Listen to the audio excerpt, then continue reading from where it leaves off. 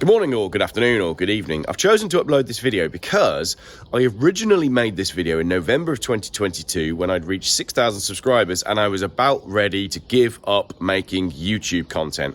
I was frustrated that I'd been running this channel for 2 years. Views and subscribers weren't really picking up, so I decided to do a video of all of the things that get views. I did my algorithm busting special, including Rufford Ford fails and an unboxing video and a few other things, and it was a really good video, but nobody watched it, so I'm re-uploading it for you guys today because many of the new subscribers won't have seen it, and it even took me a while to find it. So whilst I'm on my New Year break, enjoy my algorithm busting video. Right then, been posting videos and doing all sorts, and I've decided I'm just not getting enough views and subscribers. So I've done some research and I've worked out exactly what my next video needs. Welcome to Geoff's algorithm busting video. Here's what we're going to do. A barn find, will it start, a disaster detail, a review, an unboxing, a Rufford Ford fail, and a dashcam dickhead. So join me while I try and knock off all of these things in one video. Just out for a little walk in Worcestershire, see what I can find, you know.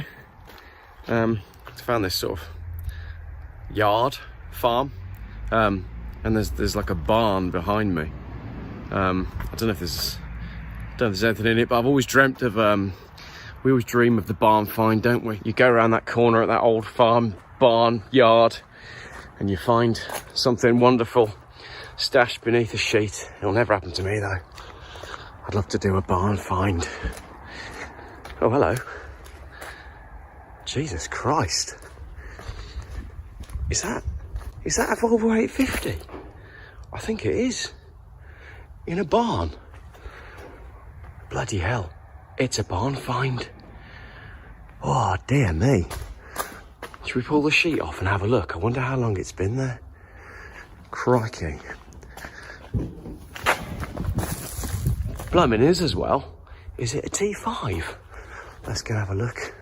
Oh, it's in quite a state, isn't it? God, this has been here ages. Crikey, look, the mud's even still wet. Is it open, I wonder? God, is it T5? It's open. Bloody hell. A barn find, Volvo 850 T5.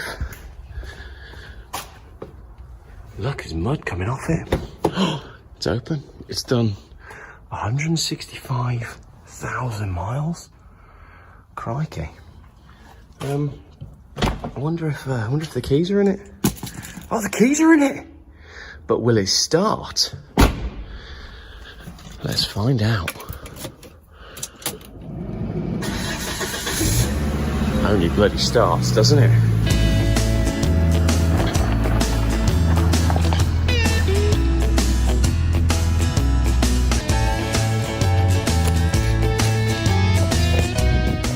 Can you believe I found a Volvo 850 T5 just parked in a barn just there? Unbelievable. But it's a bit of a state. It's an E-state. Haha. It's a bit muddy, isn't it? Crikey. We better go and do a disaster detail, hadn't we? We better go do it quickly before the farmer catches us stealing his Volvo. I mean, operating on his land. A barn find Volvo. Found it in a barn. For sale on Facebook Marketplace down in Devon. And then I put it in a barn. No, I didn't. I found it in that barn. And then I drove through some muddy puddles to make it look muddy. So, next bit, let's do a car review. This is a 165,000 mile 850 T5 automatic. It has been on 165,000 miles since 2016.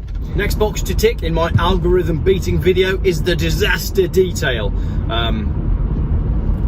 It's pretty cold, to be honest. I don't really want to be standing. It's 9 degrees. I don't want to be standing outside cleaning my car in the cold. Also, it's going to rain all the rest of the week, so there's not much point doing a disaster detail and like a mop and a polish. So we'll do it Geoff's way.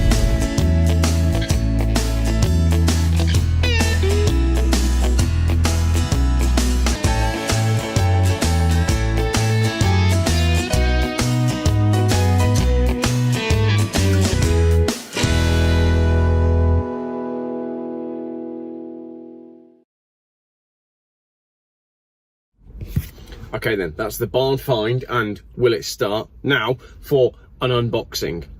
When you get to 6,000 YouTube subscribers, you have access to the finer things in life. I now own 3 rusty Volvos, and I bought myself a Rolex. 2 Rolexes actually.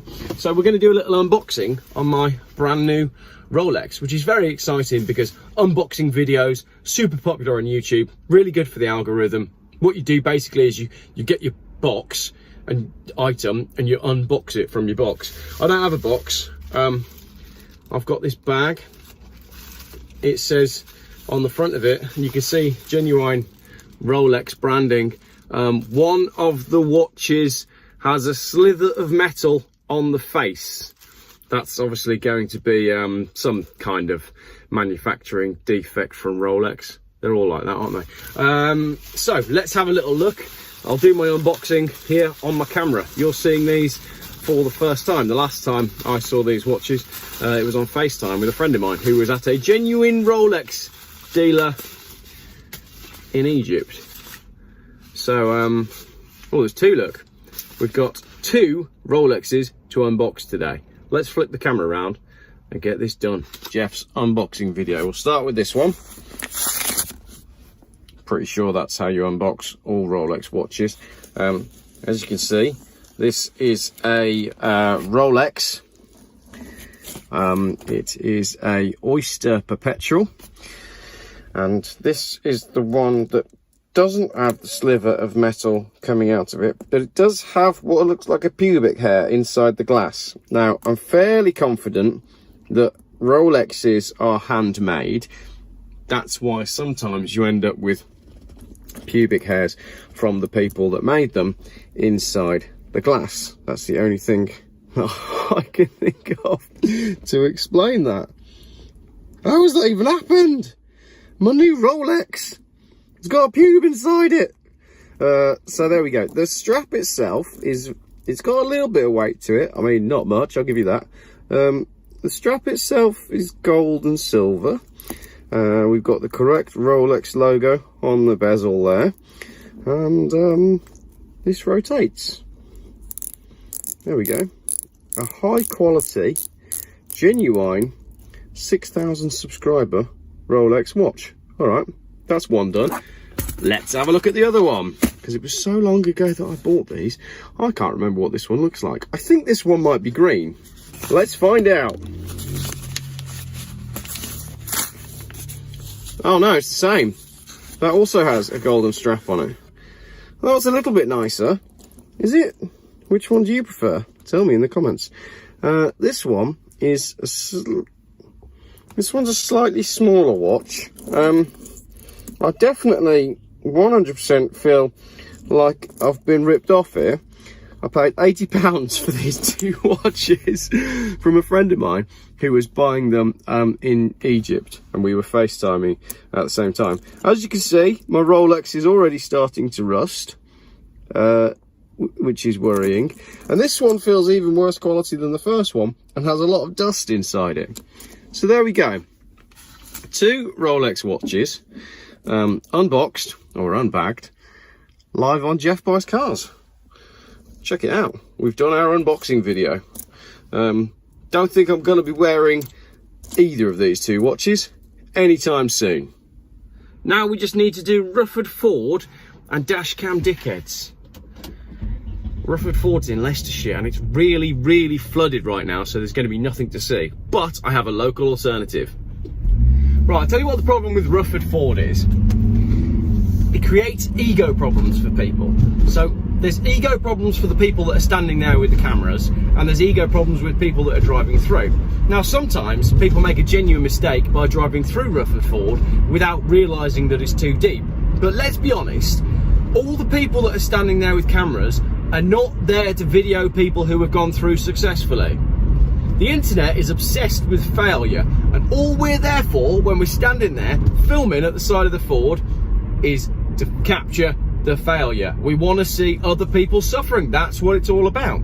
Then you've got the ego thing on behalf of, you know, myself, the driver, and I'm going to approach Rufford Ford and I'm going to think, crikey, that's deep. I don't know if I want to go through there.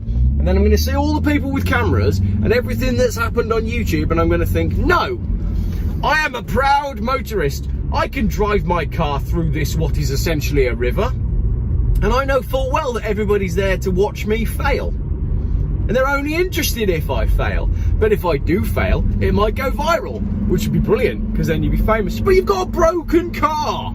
People are literally there to watch you break your car, and that's it. But Rufford Ford videos do seem to go horrendously viral. People like to sit there, and you probably do what I do when the wife's fallen asleep, and I'm watching it usually with the sound off, because I don't want to wake the wife, because she'll wake up and tell me to go to bed. And you're there watching people drive through water in Leicestershire. It's bizarre. What are we all doing? But we all do it. Anyway, we have an equivalent of Rufford Ford just up the road here in Worcestershire. So that's going to have to do for today's video. And hopefully someone will drive through it and break their car and I can go viral. Before we go to my Worcestershire alternative of Rufford Ford, let's get some petrol, because this car needs a lot of it.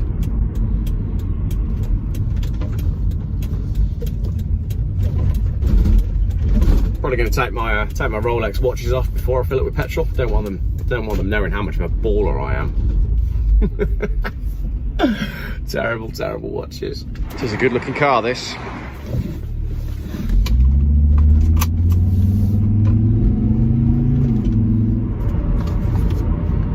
Oh yes! Look, dashcam stuff. Look, these people have lost a wheel. Brilliant. I mean, not brilliant for them, but brilliant for my dashcam dickhead thing. Excellent.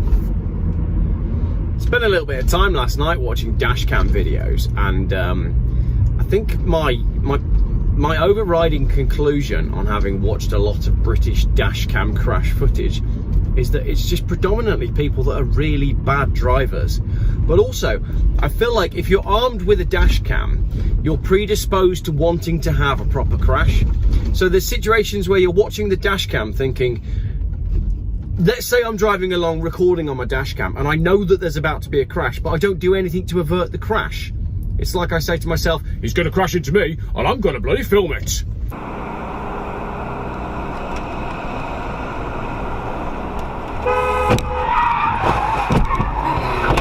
Right, the Ford is closed.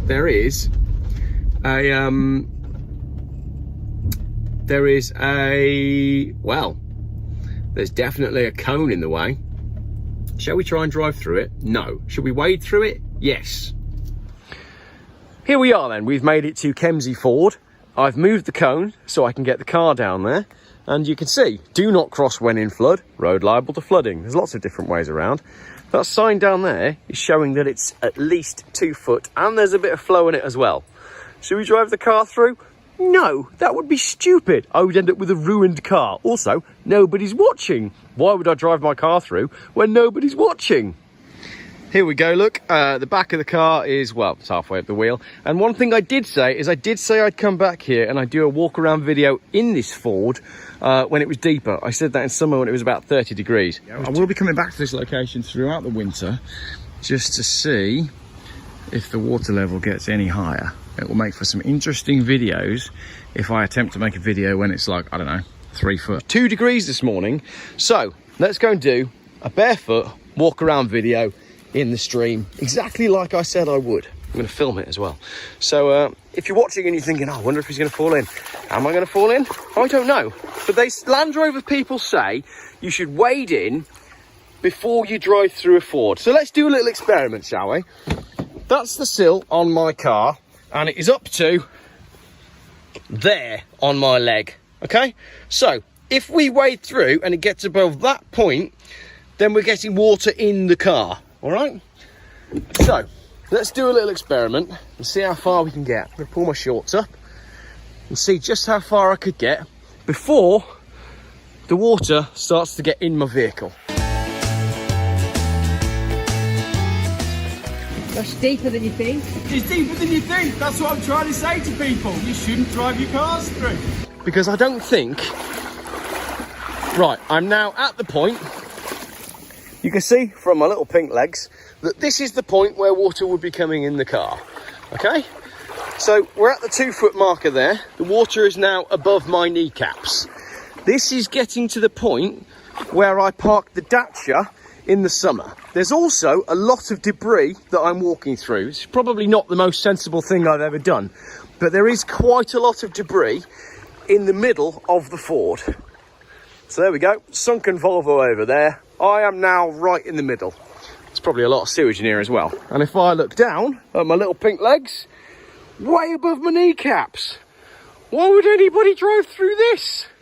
Right, so I flipped the camera around and you can see it is up to my knees and it is absolutely freezing cold. If I had driven my Volvo through here, right now, if the engine hadn't cut out, the entire interior would be flooded. Why do people drive through Fords? It's ridiculous. Your car is quite low, the air intake is usually quite low, and your sills are quite low. So it doesn't take much water to totally ruin your own car. Just stop doing it.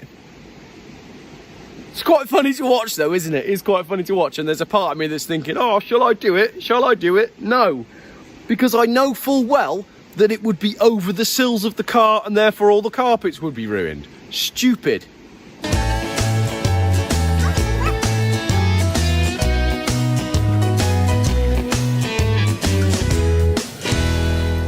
I hope we learned something in that video.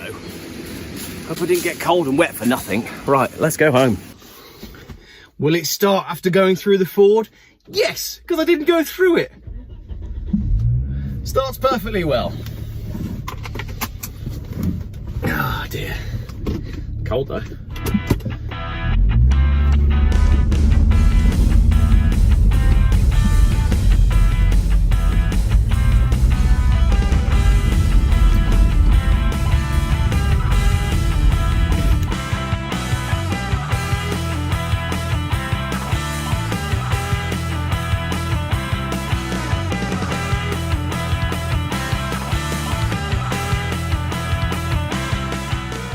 Geoff buys cars. Still YouTube's most boring car channel.